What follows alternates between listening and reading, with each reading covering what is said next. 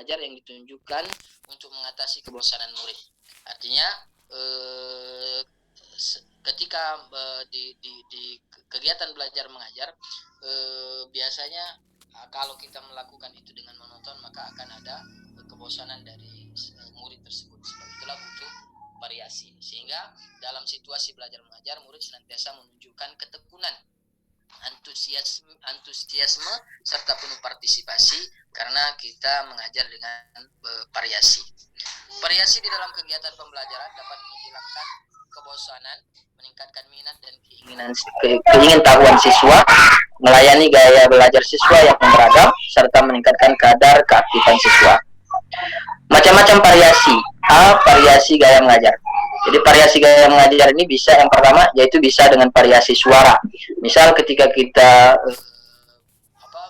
mengajar sejarah atau cerita, maka mungkin kita bisa mengubah suara dari satu orang ke orang yang lain, itu kita bisa ubah suara. Kemudian yang kedua adalah penekanan fokus, artinya penekanan secara penekanan fokus. Kemudian yang ketiga pemberian waktu atau focusing, ya, artinya pemberian waktu atau focusing. Kemudian yang keempat kontak pandang, dan yang kelima adalah gerakan anggota badan atau gesturing, ya. Jadi melakukan mengajar itu dengan variasi gerakan. Kemudian B, variasi media dan bahan ajar. Belajar dengan menggunakan audio, ya, yang pertama adalah belajar dengan menggunakan audio. Nah, jadi variasi yang kedua adalah kita bisa mengajar itu dengan menggunakan audio seperti radio dan lain sebagainya. Kemudian yang kedua belajar menggunakan visual, ya, bisa menonton tayangan di TV dan lain sebagainya. Kemudian yang ketiga bisa digabungkan, yaitu belajar menggunakan audio visual. Semisal dulu ketika di pesantren, ya, ketika belajar bahasa Arab, maka pengajar itu mereka menggunakan menonton film dalam bahasa Arab, sehingga anak-anak itu menjadi semangat, ya, dalam menerima pelajaran.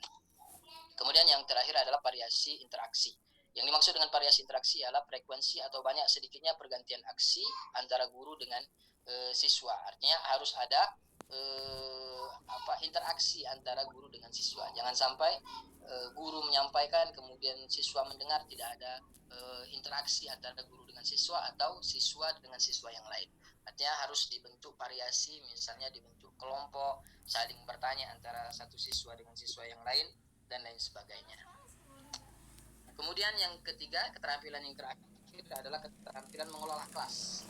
Menurut ke bahasa, keterampilan artinya kecakapan untuk menyelesaikan tugas, sedangkan menurut istilah, keterampilan adalah sekumpulan pengetahuan dan kemampuan yang harus dikuasai.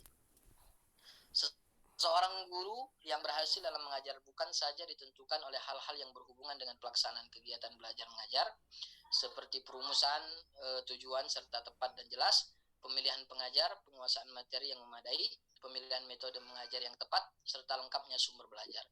Tetapi ada juga hal-hal yang menentukan keberhasilan seorang guru, ya, di antaranya seperti kemampuan guru dalam mencegah timbulnya tingkah laku siswa yang mengganggu berlangsungnya kegiatan belajar mengajar. Biasanya di setiap kelas itu akan ada satu siswa atau dua siswa yang dia menjadi bisa dikatakan menjadi sumber keributan, ya, dia usil dengan kawannya dan lain sebagainya.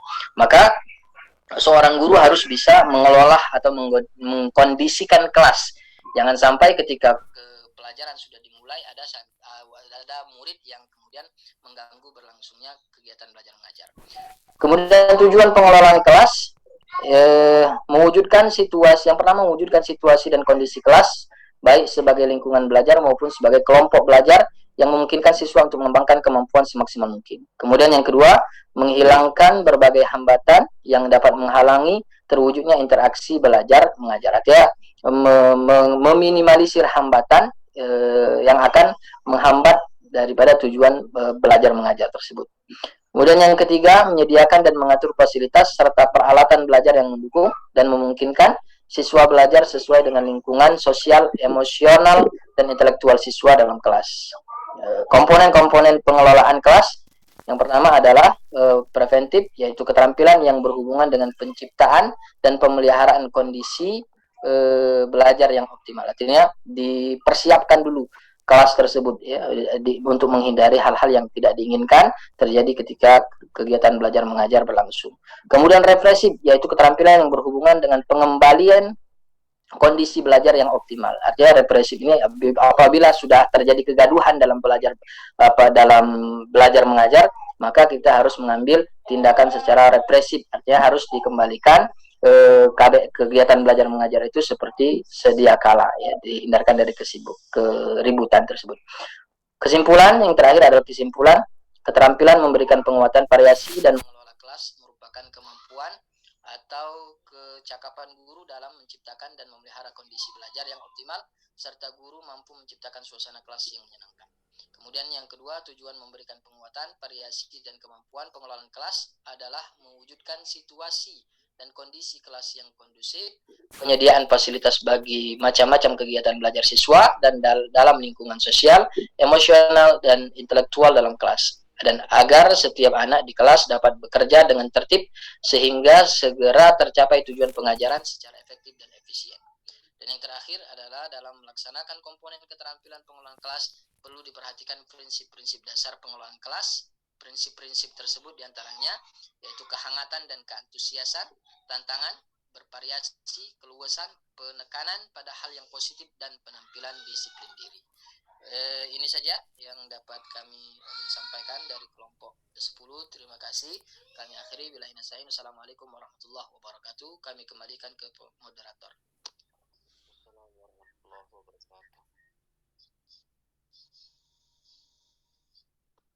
Itulah tadi pemaparan dari Ustadz Mapan. Sungguh super sekali. Ya, mungkin ada teman-teman yang mau bertanya. Silahkan. Cukup satu pertanyaan untuk mengefisienkan waktu.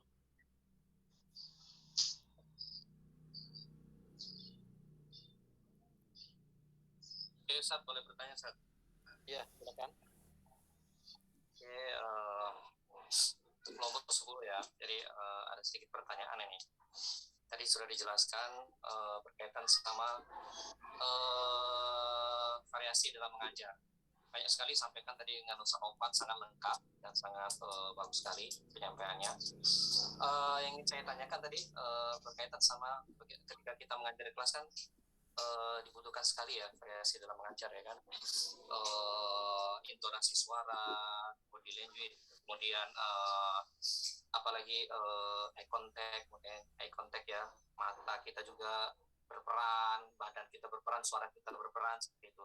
Nah, ada mungkin bagaimana yang jadi pertanyaan adalah bagaimana menghadapi siswa dengan kita sudah melakukan bermacam variasi nih yang bagus dalam mengajar, tapi dalam kelas itu ada satu siswa mungkin yang dia cuek atau masa bodoh dengan apa yang kita lakukan. Jadi kita mau cerita lucu dia diem, mau cerita serem juga dia diem, kayak ya rata aja gitu. Jadi ada pasti ya di kelas kita menemukan seperti itu. Nah, variasi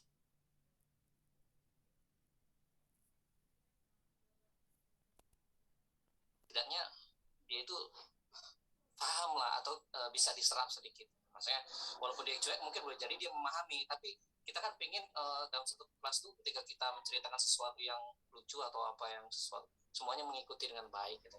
Ya ketawa lah setidaknya lah gitu, atau respect gitu kan. Nah, ini tidak respect sama sekali dan cuek. Ya mungkin ada cara lain, mungkin variasi mengajar untuk anak-anak yang dia masa bodoh atau cuek dalam menerima pelajaran. Itu saja. Sonovan, terima kasih. Assalamualaikum warahmatullahi wabarakatuh.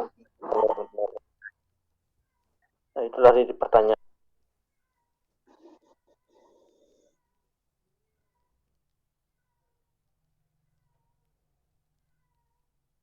Nanti kita jelaskan setelah pemateri terakhir ya, yang kelompok 8. Mungkin sebelum saya akhiri, lebih dahulu saya tutup dulu untuk nanti dilanjutkan oleh kelompok 8. Kurang dan lebihnya mohon dimaafkan. Dan Allah wa yakum. Wassalamualaikum warahmatullahi wabarakatuh. Warahmatullahi wabarakatuh. Kelompok 8 saya kembalikan kepada host.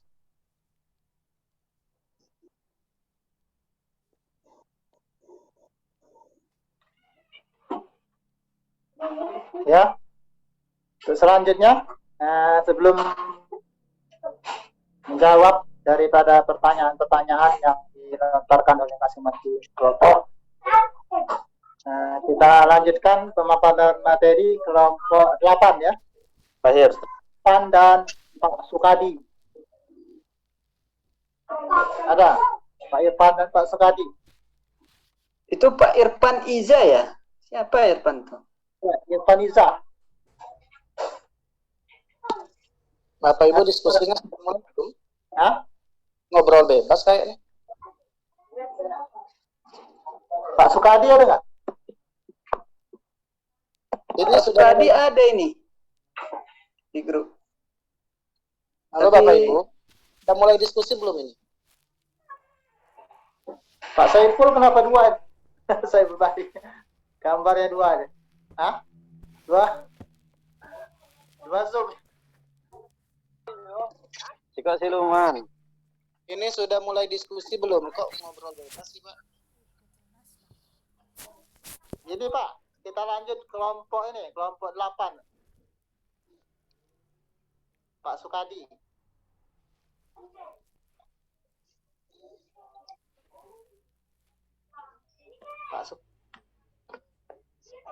Tadi sudah pemaparan dari kelompok 7